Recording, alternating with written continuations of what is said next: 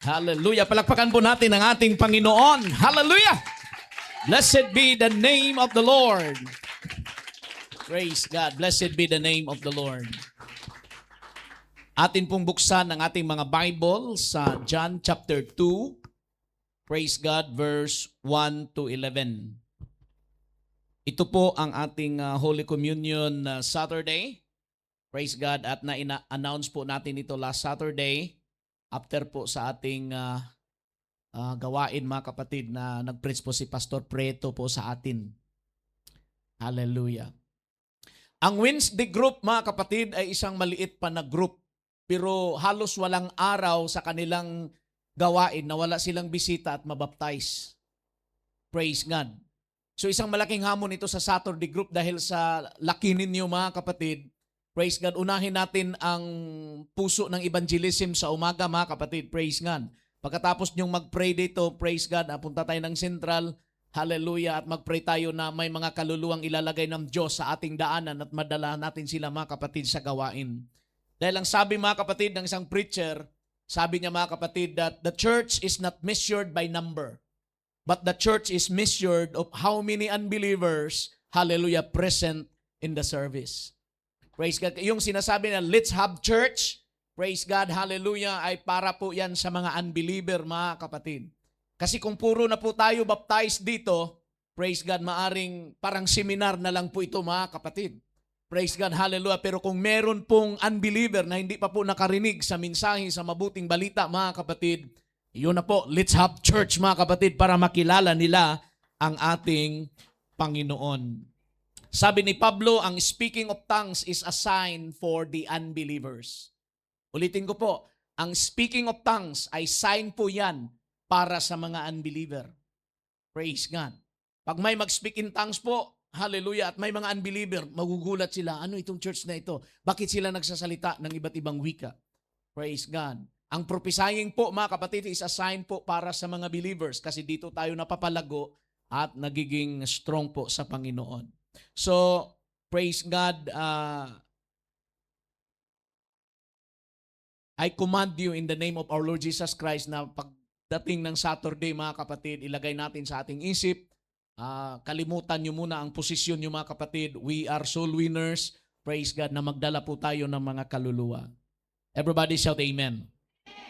Ang ating mga Bible School students, praise God, ay ready na po. Nakatanggap na po sila ng mga materials mga kapatid. Praise God at pag-pray ninyo mga kapatid na tuloy-tuloy na po. Wala na pong atrasan mga kapatid pag pumasok ka sa pag-aaral ng salita ng ating Panginoon. Hallelujah. John chapter 2 verse 1 to 11. On the third day there was a marriage in Cana of Galilee. And the mother of Jesus was there. And both Jesus was called and his disciples to the marriage. So may posibilidad, sabi ng mga scholars, na relative o kapitbahay o kakilala nila si Jesus mga kapatid at ang mga disciples. And when they wanted wine, the mother of Jesus said unto him, they have no wine. Jesus said, verse 4, unto her, woman, what have I to do with thee? Mine hour is not yet come. So there is a possibility that Jesus was around 27, 28, 29 years old because Jesus started his ministry at the age of 30. He was baptized by John the Baptist at the age of 30.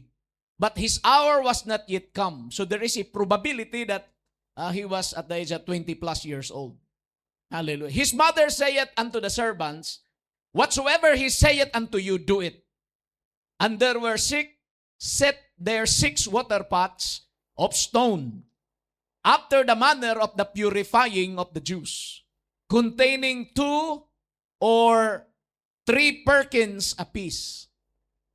Para ko sa ating panahon ngayon mga kapatid, parang isang blue na drum, parang isang drum mga kapatid, praise God.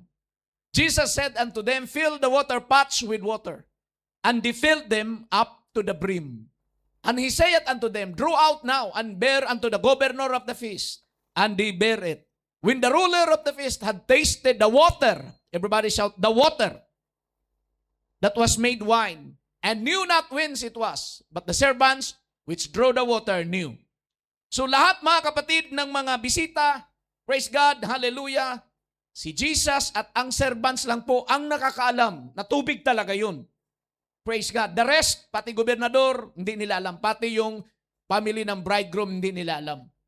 The governor of the feast called the bridegroom and said unto him, Every man at the beginning doth set forth good wine, and when men had well drunk, then that which is worse. But thou hast kept the good wine until now. And verse 11, this is what John wrote. This beginning of miracles. Jesus was not yet baptized, but John said, this beginning of miracles did Jesus in Cana of Galilee, and manifested forth his glory, and his disciples believed on him. Praise God. Everybody shout, praise the Lord. I will bring to you a topic this afternoon entitled, What Cana Teaches Us When Life Runs Dry. What Cana teaches us when life runs dry. Shall we bow down our head and let us pray? Heavenly Father, we are so thankful, hallelujah, of the things that you have done into our lives. Lord Jesus, by the power of your Holy Spirit, I trust in the power of thy word. Minister to every heart and hearer.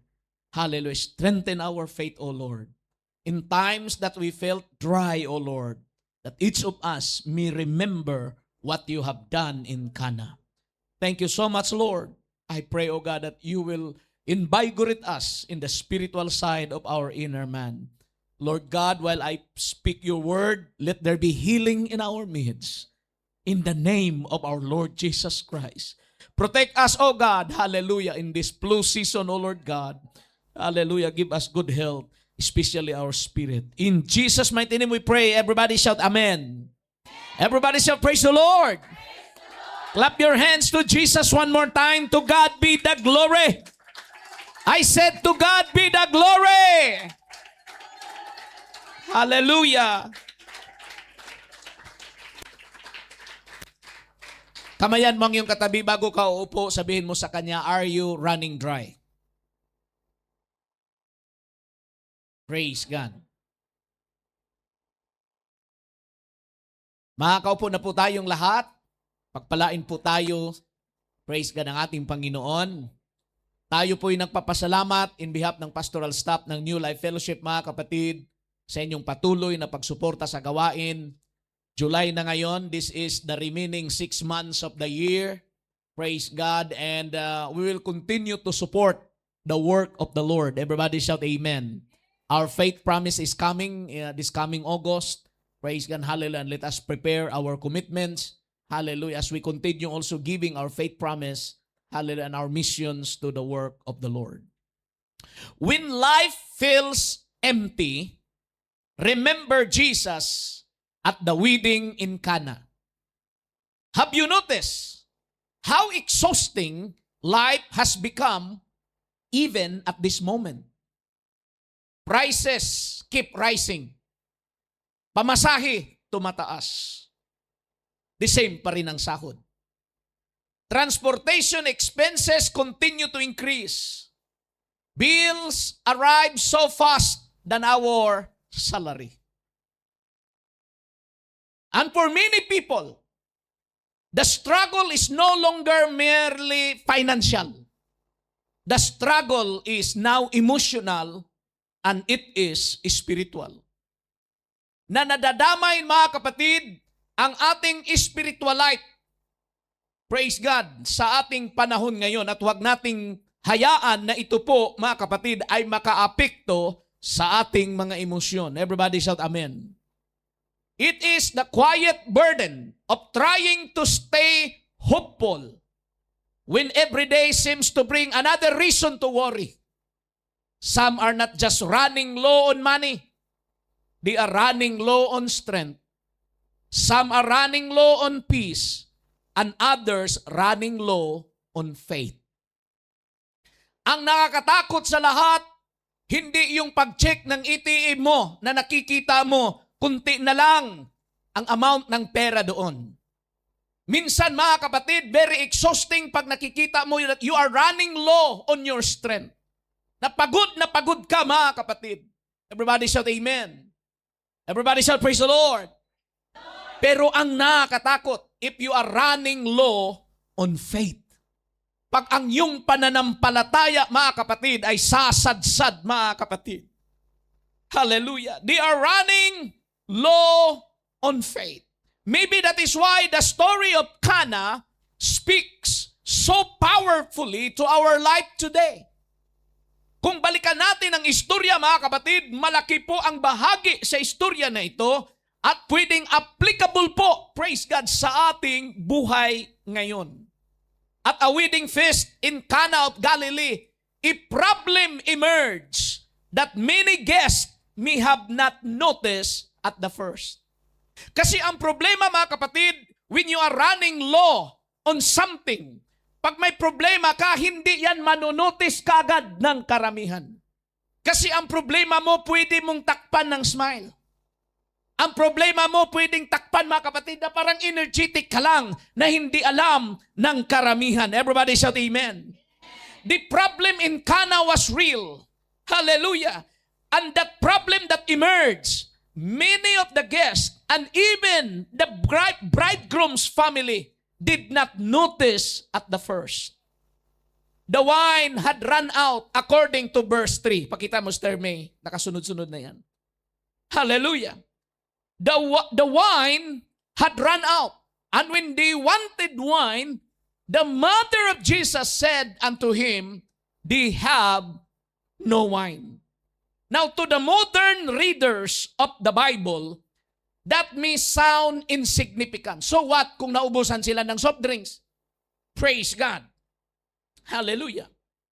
But in the first century, I want you to understand this in Bible lands and customs. Dapat nyo itong maintindihan. That in the first century Jewish setting, a wedding celebration was a major community event. Sa aming barangay, mga kapatid, pag may ikakasal, tuwang-tuwa ang buong barangay dahil alam nila may pagkain. Hindi na sila interesado kung anong itsura ng ikakasal, taga saan yung husband. Praise God. Sa aming panahon yun. Pero ngayon, dahil sa kasosyalan na, kailangan mag-antay ka ng invitation kasi nakakahiya kung hindi ka i-invite. Pero sa aming, nung maliit pa ako mga kapatid, pag may ikakasal sa isang baryo, buong barangay, ang kapitan na mismo magsasabi, invited kayo sa kasal ni ano. Praise God. Oo, may meeting yan mga kapatid sa baryo. I-announce yan kung sino yung ikasal. I-announce din nila kung sino yung may 40 days na namatayan kasi alam din ng tao may pagkain. Pero hindi ina-announce ang birthday. Because it was not a public event. But wedding celebration, Sister Liti, in Israel during the time of our Lord is a major community event. And running out of wine would have brought public shame upon the bridegroom's family. Pag naubusan ka ng pangtulak, malaking kahihiyan yun sa pamilya ng babae. Nakapagtataka, bakit hindi pamilya ng lalaki? Mag-isip kayo mabuti. Praise God, bakit ganun ang custom nila? Na kapag may kulang doon, mapahiya ang pamilya ng babae. Kasi doon mga kapatid ang celebration eh. Everybody shout amen. Bakit hindi yung group mga kapatid ang mapahiya ang pamilya nila? Praise God. Kasi mga kapatid, ang papel ng groom, lahat ng pangangailangan doon, praise God, dadalhin nila yun eh. Praise God. Yung parang mga duri, lahat ng mga kapatid, lahat ng pangangailangan. At kung maubusan doon, ibig sabihin na mismanage ng pamilya ng babae ang dinala na mga produkto at kangailanganin sa kasal mula sa taglakinan, kung sa Bisaya pa, sa lalaki na side. Kaya kung maubusan mga kapatid ng anumang bagay doon sa pamilya ng bridegroom, kahihiyan ng pamilya nila. Everybody shout amen. Now, if you are gonna look at this whole picture, Sister Cynthia, si Jesus Christ ang groom. Tama? Sino ang bride? The church. The church is the bride. And Jesus is the groom. Nabaliktad ba yung sinabi? Bridegroom. Hindi yung tagbabayin ano? The bridegroom's family. Sa babae ba yun o sa lalaki? Lalaki, no? Praise God, lalaki. Praise God. Kaya na misinterpret ko mga kapatid. So pag naubusan ng wine, mga kapatid, doon sa bahay ng babae na nundang ang celebration, siyempre, kahiyan ng lalaki yun. Okay? Ngayon, si Jesus ang groom. Ang church, ang bride. Bawat pagtitipon natin, celebration ito. This is a community event of the children of God. Everybody shout amen. Na kung meron tayong mga bisita, mga kapatid, hindi pwede na ang church ay maubusan ng wine. Everybody shout amen. Hallelujah. Kaya minsan mga kapatid, may mga nag-church, matagal na sa church, feeling na, Pastor, hindi ko talaga naramdaman ang presensya ng Panginoon. Ang dry ng ating service. Ibig sabihin, wala siyang panulak. Dry. Hindi siya nakainom. Praise God. Hallelujah. Kaya pag meron tayong mga bisita, mga kapatid, hallelujah, at kumikilos ang presensya ng Panginoon, praise God, sila po ay uuwi. Anong klase? Parang tayo mga balahibo ko. Ano bang simbahan yun? Praise God. Nandiyo ng pagkilos, naramdaman ko talaga ang presensya ng ating Panginoon. Dahil dapat ang church hindi siya nauubusan ng new wine. Clap your hands unto the Lord. Everybody shout amen. Woo! Hallelujah. Kaya siguraduhin natin na sa bawat service, nandyan si Jesus. Kasi pag nandyan si Jesus, sagot ang wine. Sabi ni Pablo, be ye not drunk with wine, but be ye drunk with the Spirit of God. Huwag kayong magpakalasing, mga kapatid, sa tanduay, aniho dyan sa labas o anumang uri ng beer. Magpakalasing kayo sa Espiritu ng ating Panginoon. It speaks about the new wine, hallelujah, of the Spirit. Kaya sa bawat gathering po natin, mga kapatid, hallelujah, di ba? Nasubukan nyo na bang kumain, mga kapatid, na wala man lang tubig o walang panulak? Di ba? Praise God. Ang hirap, mga kapatid, diba? Paglunok at saka huminga. Anong klaseng kainan yun? Wala man lang, praise God, pangtulak. Oh. Nasubukan nyo na ba, mga kapatid, na puro lang pangtulak, walang itutulak? Wala naman eh. Praise God, mag-alburuto yung tiyan mo. Kaya mga kapatid, sa church, hallelujah, tayo po ay may word. Hallelujah, hindi pwede puro na lang revival in spirit, mga kapatid. Kailangan may pangangaral, may instruction. Hallelujah. Dahil ang salita ng Diyos ay totoong pagkain. Ang kanyang espiritu ay totoong inumin, mga kapatid. Clap your hands to Jesus. What should have been a moment of joy was suddenly overshadowed by insufficiency. Kasi pag nandyan ang kasal, siyempre lahat excited eh. Lahat masaya pag may kasal, di ba? Ganun yun eh. Nung kayo kinasal, masaya ba ang lahat? Praise God. Di ba? Nung kinasal Esther Marisa, mga kapatid, lahat masaya eh. Lahat excited. Kahit lumuhod si Pastor Joel dito, mahirap na siyang nakatayo, excited lahat. Praise God. Masaya talaga. But just imagine, a moment of joy was suddenly overshadowed with insufficiency. Naubusan sila, mga kapatid, ng inumin. There was not enough. And isn't that a familiar feeling? It's a familiar feeling, mga kapatid. Gusto kang magpadur-tudur, pero kulang. Gusto mo, mga kapatid, pumasok sa Yoshinoya, pag-check ng octopus, kulang. This kind of feeling is familiar to us. Oh, di ba? Pumirma ka na lang ng kontrata kahit, mga kapatid, minimum. Praise God, para mang lang income, pero ang totoo, feeling mo, kulang. It's very familiar to us. And many people today look at their bank's account and quietly think, there is not enough. They look at their savings, there is not enough. They look at their strength to keep carrying life's burden, there is not enough.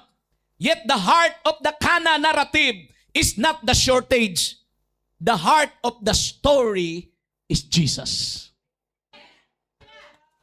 Sa narrative sa Cana, mga kapatid, kung pag-aralan mong mabuti, hindi ang shortage ang sentro sa istorya, kundi si Jesus, mga kapatid, ang sentro sa istorya. I want you to notice this. Notice that Christ did not create the miracle because He needed wine. Napansin nyo ba? Hindi gumawa si Jesus ng milagro na gawin ang tubig, mga kapatid, na wine. Dahil kailangan niya ng wine. Nor did Jesus perform it merely to save a social gathering. Hindi rin ginawa ni Jesus, mga kapatid, ang milagro na ito para man lang masave ang social gathering na yun, para hindi magiging malaking issue, mga kapatid. Dahil alam ni Jesus, maraming marites din noon, mga kapatid. But John, listen to this. But John tells us that this was the first of His signs through which He revealed His glory. Verse 11, praise God. Sinulat talaga ni John, hindi ang tungkol sa wine, kung ilan ba ang nalasing, kung ilan ba ang nag-enjoy. Hallelujah. Ang sinulat ni John, this beginning of miracles did Jesus in Cana of Galilee and manifested forth what? His glory. Nagtanong ang gobernador, anong brand ito? Saan ba ito galing? Namit naman. Praise God, ang wine na ito. But John said, this is the beginning that He manifested for His glory. And the moment that the disciples saw it, the disciples begin now to believe on the Lord Jesus Christ. The miracle pointed beyond the wine itself. It revealed the identity of Jesus. Ang shortage sa buhay mo, ang mga problema na atin, mga kapatid, na salubong sa daanses, hindi yan issue sa problema, hindi yan issue sa katangahan sa pag-manage mo, mga kapatid. But that is the beginning how God will reveal His power dahil gagamit ang Diyos, mga kapatid, na mga sitwasyon at tao na masuplayan ka sa lahat ng iyong pangangailangan. So when you have a problem, hallelujah, don't focus on that problem. Because the identity of Jesus will begin to be revealed in your life. Kaya bawat testimony mo, mga kapatid, ang sabi mo na lang, salamat sa Panginoon, mga kapatid. Talagang muntik nang magkahiwalay kami, pero dahil sa prayer, salamat sa Panginoon, sinagot ni Jesus ang aking panalangin. Hallelujah. God will be lifted up. His glory will be manifested. Hallelujah. Everybody shout, praise the Lord. Hallelujah. Do you know the real Jesus in your life? Is the Jesus that you shout here at New Life Fellowship, the Jesus recorded in the New Testament?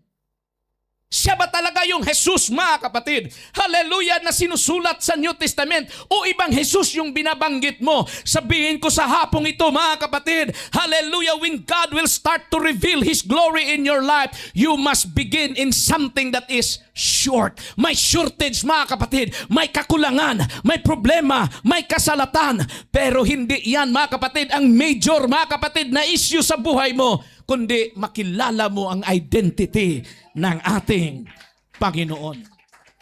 Kurahasang talahaya, Jesus. The one, everybody shout, the one. The one who enters situations marked by human insufficiency and demonstrate divine sufficiency. Sa tagal nyo na dito sa abroad, sa tagal nyo nang nabuhay sa mundong ito, di ba palagi nyong sinasabi, ang Diyos talaga ay sagot, pastor, sa lahat. Sa lahat ng mga problema, praise God, na dinaanan natin. Praise God, sino yung family name mo, sis? Sister Bueno. Hallelujah.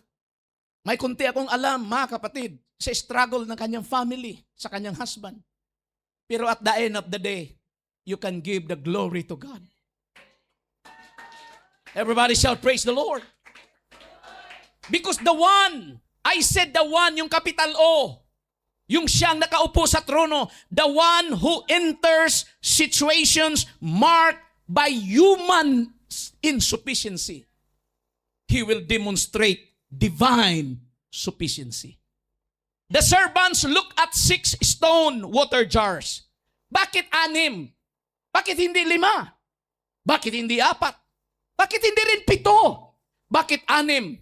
Hallelujah, it's number of man. Everybody shout amen. The 6 stone water jars used for ceremonial purification. What is this 6 water pots? Ordinary containers. Everybody shout, ordinary containers. Sino dito ang abogado? Taas ang kamay? Ako lang?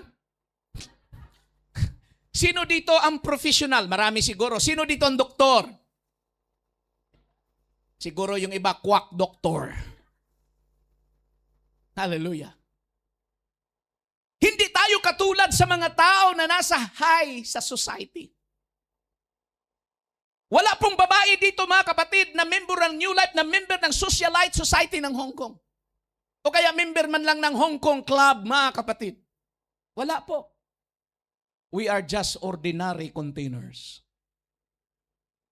Hallelujah.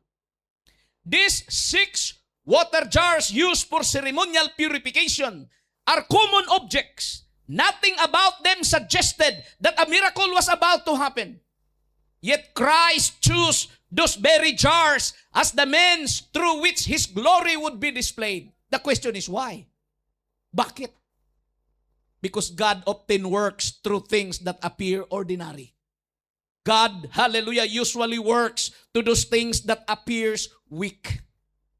God, hallelujah, usually, hallelujah, show His power to those who are insufficient.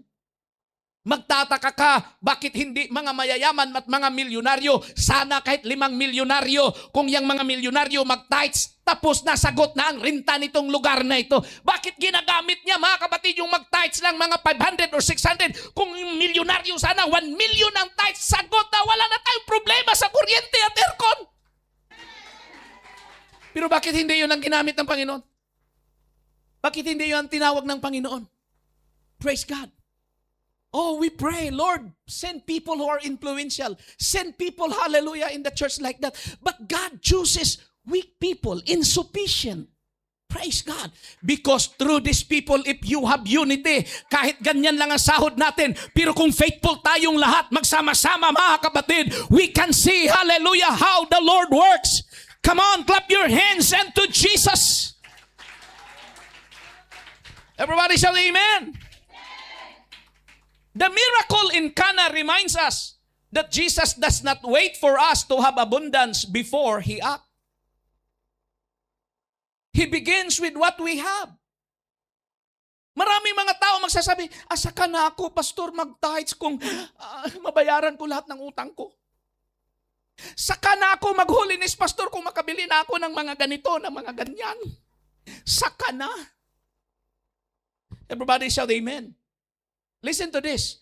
The miracle reminds us that Jesus does not wait for us to have abundance before He acts. Pastor, siguro tapusin ko muna yung discipleship bago ako yung standard ng holiness. No, hindi na kailangan, mga kapatid, na alamin mo lahat ng bagay. Sundin mo, mga kapatid, unti-unti, mga kapatid, kung ano ang sinasabi ng salita ng Panginoon. Because God will move, and He is not waiting when you become full. When you become in abundance, He can act even in your insufficiency. Clap your hands unto the Lord. Hallelujah. Kailan siya mag-umpisa? God can begin with what we have. Kung ano lang ang nasa kamay na ipinagkatiwala ng Panginoon, God can begin with what you have. Saka na ako magsimba, pastor, kung praise God, may bago na akong amo. paano kung hindi mabago yung amo mo? Hindi ka maka-change ng amo? Hindi ka magsimba? O, sige lang, pastor, saka na. Praise God. Saka na ako mag-church kung makalipat ako ng boarding house. Kasi yung mga kasama ko sa boarding house, pastor, talaga. Hindi ko ma-explain. Saka na lang.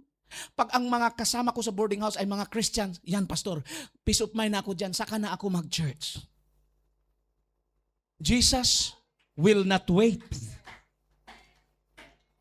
He can begin to do a miracle starting with what we have right now. Everybody shout, praise the Lord! Hallelujah! Saka na ako maglingkod, pastor, kung mabaptize ang husband ko. Hallelujah! The problem in Cana was real. Ang problema sa Cana, Pastor Joel, totoo talaga yun. Hindi yun drama. Hindi sinabihan ni Mary ang bridegroom's family na, itago nyo muna lahat ng mga wine, ha? Tingnan natin kung mag-activate na ba yung power ng aking anak. In fact, sinabi nga ni Jesus kay Mary, what I have to do with thee, woman? My time, my hour is not yet come. Praise God. Pero anong sabi mga kapatid ni Mary? Sabi niya sa servants, kung ano sasabihin niya, gawin niyo lang. The problem in Cana was real. The jars were real. Yung tapayan na yan, yung lalagyan ng tubig, totoo talaga yun, hindi yun plastic. The water was real. Yung tubig na nilagay, hindi yung juice. Tubig talaga. But Christ was greater than them all. The problem was real. The water jars was real. The water was real. But Christ is greater than them all. Everybody shall praise the Lord. I show you a verse in 1 John chapter 3 verse 19 in ERV version.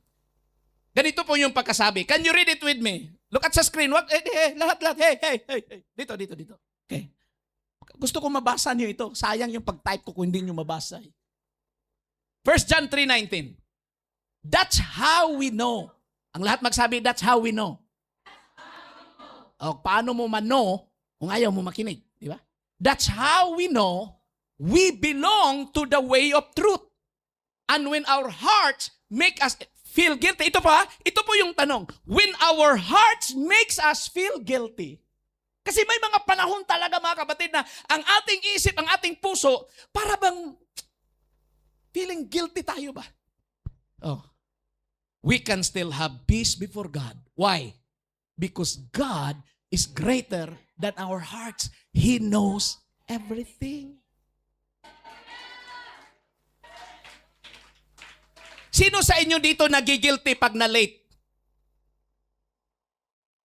Pero parang dinala-dala mo lang ba? Pero actually, you feel guilty. Your heart accuse you that you are guilty. Sino dito mga kapatid na yung tithes mo mga kapatid ginagamit mo, but your heart said, guilty ka talaga. Everybody shout amen. Sino po dito mga kapatid na nasa labas kahit wala naman si pastor. Pero your heart feels guilty. Pero bakit may kapayapaan pa rin? Hallelujah, ang ating mga kaluluwa sa harapan ng Panginoon. Because God is greater than our hearts. He knows everything. Diba? Pag nasa loob ka ng employer, sabihin ng employer, ito ang uniform natin, lahat ng katulong. Kaso lang ang uniform nakapantalon. And your mind and heart feels guilty. Why we have still peace? Because God is greater than our hearts and He knows everything. Pero kung ang amo mo mga kapatid ay malaya ka kung anong isuot mo tapos ganun pa rin ang sinusuot mo, ayun. God knows everything. Everybody shout amen. Amen. Praise God. May notes tayo nagtuturo mga kapatid ng pagpaitim ng buhok ba? Diba? Sa ating notes tinuturo yung anong tawag niyan? Hair dye. Diba sa separated meron yon? Praise God. Nagtuturo ako ng ganyan sa Thursday group. Hallelujah. Sabi ng isang pastor, Pastor Plaza, ang bata mo pang ang tanda mo ng tingnan dahil sa buhok mo. Praise God. Pero kahit anong sabihin nila, mga kapatid, hindi talaga ako makumbinsi. Bakit? Nandun sa notes, tinuturo ko, kung magpakulay ako ng black, mga kapatid, anong sasabihin sa estudyante na, praise God, tinuturuan ko, na nandun sa notes, mga kapatid. Di ba? Everybody said amen. Guilty, akala ko, mga kapatid. Oh, may pastor, Pastor Mario, mga kapatid. Pastor Mario, di ba? Nag-praise si Pastor Mario. Praise God, puti na yung buhok niya. Pero may blackening shampoo ba? Natural na blackening shampoo. Sir, bakit ka kulay ng buhok? Sabi niya, ibinabalik ko lang ang original na kulay na ibinigay ng Diyos.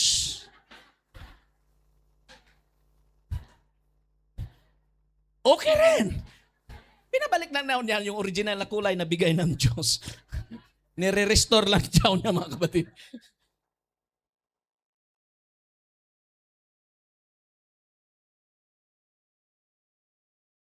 Balikan natin ang verse 19. Gusto kong i-explain ito sa inyo, mga kapatid. Kasi there are many times na hindi tayo makapray ng maayos dahil yung isip natin nagkukondem sa atin. Yung heart natin nagkukondem sa atin. Pero sabi ni John, tandaan yung mabuti ito, na God is greater than your mind, God is greater than your heart because He knows everything. Oh. That's how we know we belong to the way of truth. That's how we know. Mga kapatid, kung dyan lang, hindi mo maintindihan. That's how we know. Ano bang nalaman natin? Atras tayo sa verse 18. Doon natin malalaman kung talagang you are in the way of truth. Ang sabi ni John, my children, our love should not be only words and talk. No.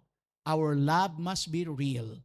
We must show our love by the things we do. Dito sa church, Lord, I love you, Lord. Pero ma-prove yan by the things you do. Because we will not just show our love by words and talk, but we should show it by the things we do. Kaya pagdating sa verse 19, for by this we know that we are in the way of truth. Base yan pala sa bagay na ginagawa natin. Praise God. Kaya sabi ko sa Sunday group, nag-preach ako, mga kapatid, ng Sunday. Sabi ko sa mga baguhan, kayong mga baguhan, na hindi nyo pa alam, mapasikot-sikot dito sa Hong Kong, lalo na dito sa church, huwag kayong magpahiram ng pera sa mga matagal na sa church. Kasi pag magpahiram kayo ng pera at hindi yan nagbayad, magsasabi kayo, anong klase ito? Akala ko matagal na ito sa church. Hindi nagbabayad sa akin. Nagkasiraan na tuloy. Oh. At kayong mga matatagal na, huwag kayong manghiram ng hiram sa mga baguhan. Sige, dismiss na tayo, mga kapatid. Kasi makikita natin ang pag-ibig, praise God, hallelujah, in the things that we do. Okay lang ba sa inyo yun? Oh, praise God. Hallelujah. Doon natin malalaman if we are walking in the way of truth. Praise God. Kung tayo po ay nangako, gawin natin, mga kapatid. Praise God. Hallelujah. Okay. Nasaan na ako, mga kapatid? The problem in Cana was real. The jar was real. The water was real. But Christ was greater than them all. Do you believe that God is greater than them all? And He still is greater today. Many families are carrying burdens that no one else can see except God. Parents will wonder how they will provide for their children. Workers fear of losing their contract and income. Students worry about an uncertain future. Many believers are asking questions they never thought they would ask. Lord, will I have enough? Lord, will I have enough? Yet Cana reminds us that our greatest need is not ultimately financial. Our greatest need is Christ Himself. I said our greatest need is Christ Himself. Listen to this. Because a full bank account cannot give you lasting peace. I said a full bank account, full of money in the account, will not give you a lasting peace. A stable economy above minimum salary cannot remove fear from the human heart. Material provision alone cannot satisfy the deepest hunger of the soul. Only Jesus can. The miracle at Cana points forward to the greater work Christ came to accomplish. Yung milagro sa Cana pala, hallelujah, Brother Recto, ay nag-point ito sa malaking gagawin ni Kristo, mga kapatid, sa lahat ng tumatanggap sa Kanya. That is why, hallelujah, the heavens is unveiling who He is, because heaven wants to show to His believers about His glory. Before the miracle, the disciples have no idea who this man is. But when they saw the miracle, the disciples believed on Him. He did not merely come to provide wine. He came to provide salvation. He came to transform sinners by His grace. He came to bring fullness where sin had produced emptiness. He came to give life where there was spiritual death. And because He is the same yesterday, because He is the same Savior today, His people can trust Him even when circumstances seems uncertain. The economy may change, your salary may change, your plan may change, prices may rise, plans may fail, resources runs low, but Christ remain unchanged. Clap your hands to Jesus if you believe that our God never change. The same Lord who was present at Cana is present with us, with His people today. I repeat it again. 2,000 plus years ago, the same presence of Jesus is the same presence right now, right here. So every gathering that we have, we are going to make sure His identity. Because that is our focus. Looking unto Jesus, the author and the finisher of our faith.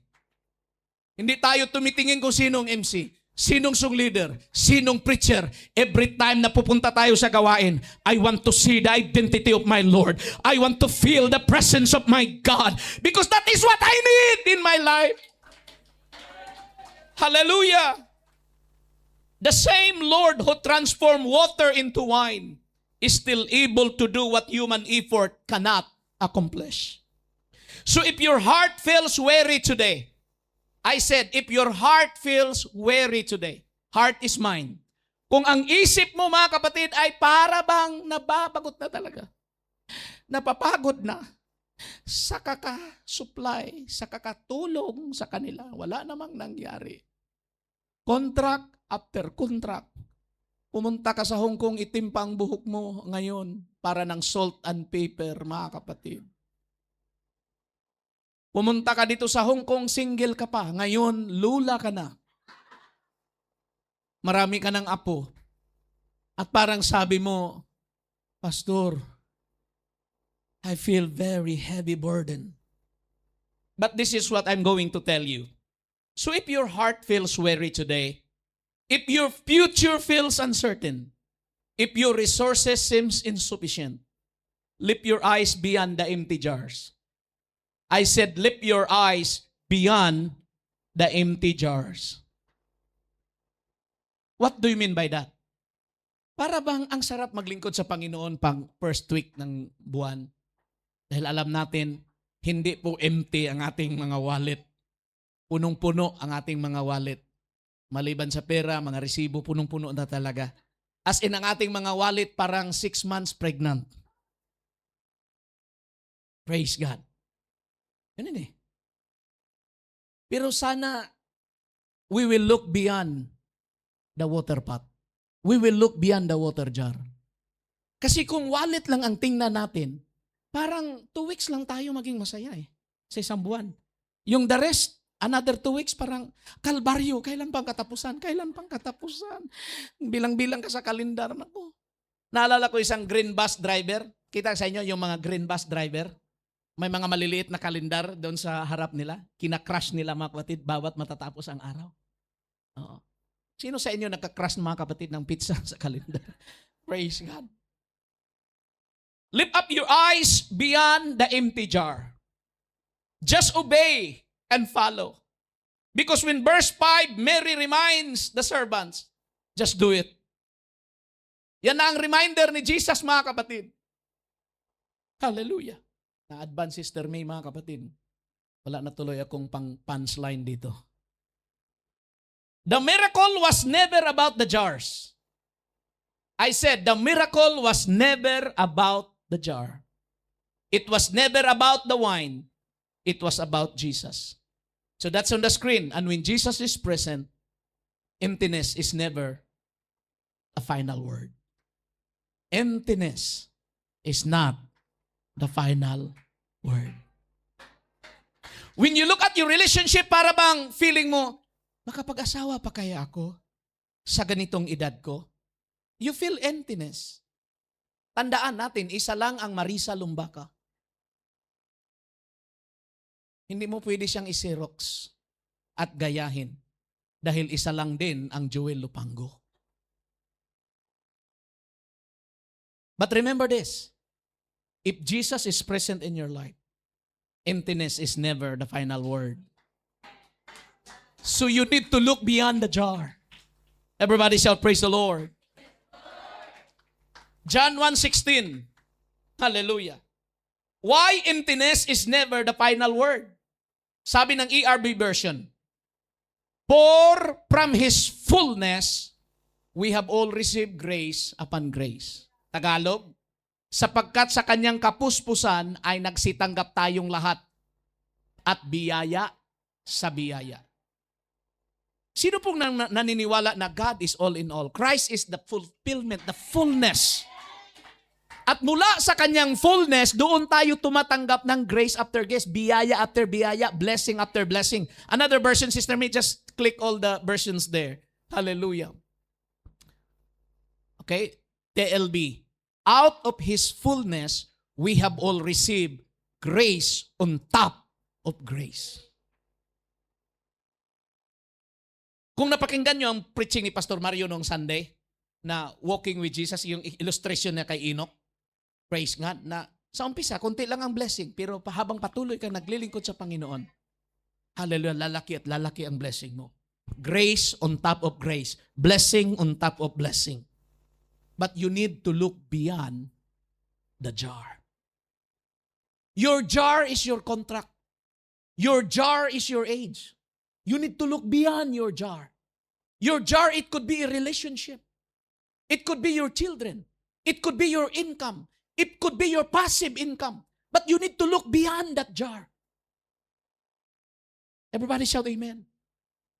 Hallelujah. Ang sabi ng Panginoon, punuin mo ang jar ng tubig. Naalala ng mga servants, sabi ng mama niya, sundin daw natin siya. Di, sunod sila. Alam ng servants na tubig yun. At nung napuno na, praise God. Okay, magkabo na kayo, kumuha na kayo. Hindi sinabi ng Panginoon, kumuha kayo, uminom kayo diretso. Kayo, pre-taste sa inyo. Hindi. Hindi sinabi ng Panginoon na may pre-taste. Alam ng servants, dito po kumikilos ang pananampalataya nila. Alam ng servants na tubig talaga yon. Pero dahil sa utos ng Panginoon, praise God, kuha sila ng tasa. At ito pa ang nakakatakot. Ibigay sa gobernador. Okay lang sana kung sa gwardiya muna. Sa gobernador ibigay. Alam ng servants na tubig yun. Pero hindi ka naman papatayin na bigyan mo ang gobernador ng tubig. Di ba? Kung magbigay ka ng tubig, mga kapatid, ngayon, water bottles na ngayon, di ba? Ay, thank you. Kahit gusto mo ng Royal, Orange, Royal, Coke, mga kapatid, Sprite. Pero kung may magbigay sa'yo ng tubig, magagalit ka ba? Di ba? Thank you. So, yung mga servants din, kumuha ng tubig. Praise God. Sabi ng Panginoon, sige, kumuha na kayo, ibigay sa gobernador. Kaya mga kapatid, alam na servants na yung tubig yun eh. Praise God. So, ito po ang tanong, kailan ba naging wine yung tubig? Hindi ka dito. Kailan ba naging wine yung tubig? Nung paglagay ba nila sa water pots? Yung pagkuha ba nila? O yung pagmarcha nila? O doon na naging wine nung tinikman ng gobernador? Ang sagot, walang nakakaalam.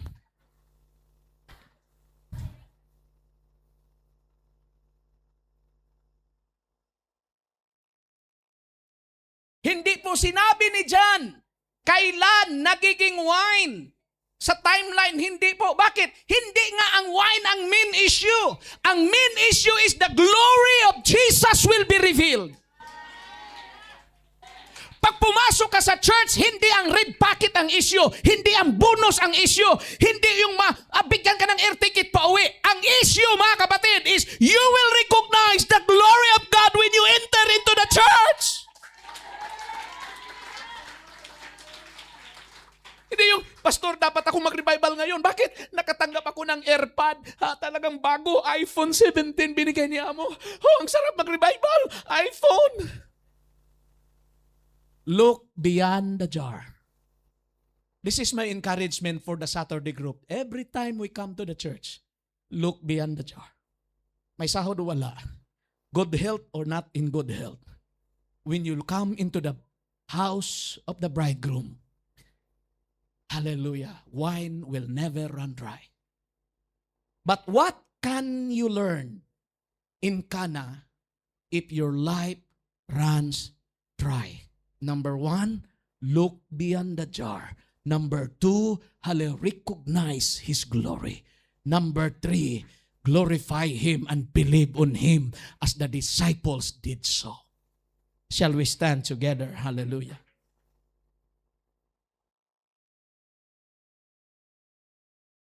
"21 years, I am with you here.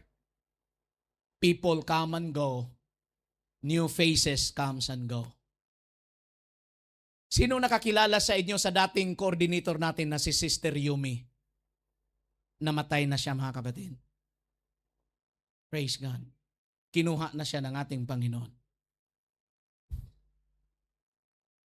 Hallelujah. Our lives is just so short. Hindi ko makalimutan yung itsura ng kanyang mukha pag siya ay nag-worship leader. Pag hindi kayo nag-worship, sasabihin niya, ganyan lang ang worship niyo. Maalala ko niya, mga kapatid, sa kanya. Praise God. Pero salamat sa Diyos.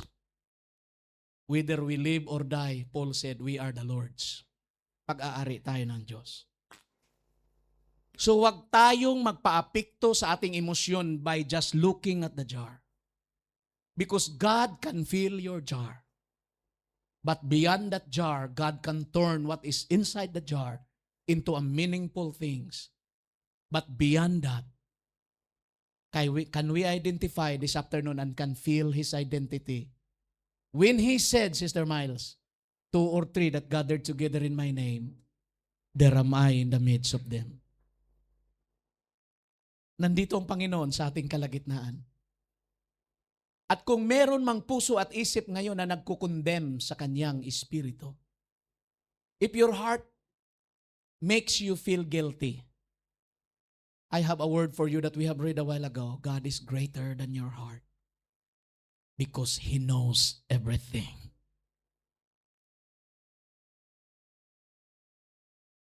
He knows everything. He knows everything. Pag pumunta ka ng merkado, mga kapatid, parang naaasiwa ka, mga kapatid, sa sinusuot mo, but He knows everything. He knows everything. We can still have peace before God because God is greater than our hearts. Did you learn something in the story of Cana? When your life runs dry, okay lang if your money runs low, God can give you. But if your faith runs low, that's the most dangerous thing. Sana hindi tayo maubusan sa pananampalataya. Kaya ang sigaw, mga kapatid, sa isang lumapit kay Jesus, increase my faith. Lord, help my unbelief. When the disciples saw the water turns to wine, they believe on Him. Kailan tayo mag-umpisa na magtiwala at maniniwala kay Jesus? Dahil ang Jesus na nandun sa Cana ay nandito rin, hindi lang natin siya makikita. Hindi natin makikita, hallelujah, nandito siya. Sister Boyno, nandito siya. He knows your struggles. He knows your burdens. Alam niya kung ano ang dahilan bakit ka umiyak. But I want everybody to look beyond the jar. I want everybody to look beyond your contract, beyond your family life. Look at Jesus is standing beside you. He said, "Come unto me, all of you, you are heavily laden, and I will give you rest. I will always be with you until the end of time." These are the promises of the Lord that never change. This is our Holy Communion, looking back at Calvary, how He paid all our sins.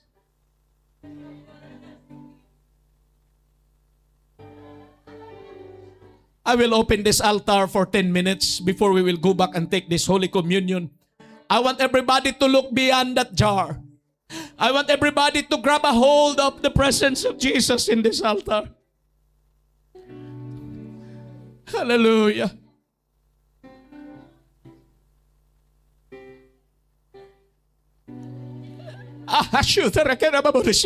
There is a familiar feeling. There is a familiar feeling when we run dry. When we feel insufficient, para bang kulang, pastor. There is not enough. There is not enough. Para bang sinasabi ng yung isip, ilan bang hallelujah ang pwede kong sabihin sa church para magiging enough? Ilang luhod pa ba ang kailangan ko, pastor, para magiging enough?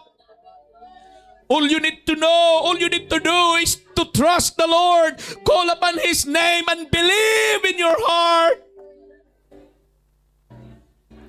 He will forgive you. He will cleanse you. He will sanctify us. Can you lift up your hands for a moment? Itaas mo ang iyong dalawang kamay.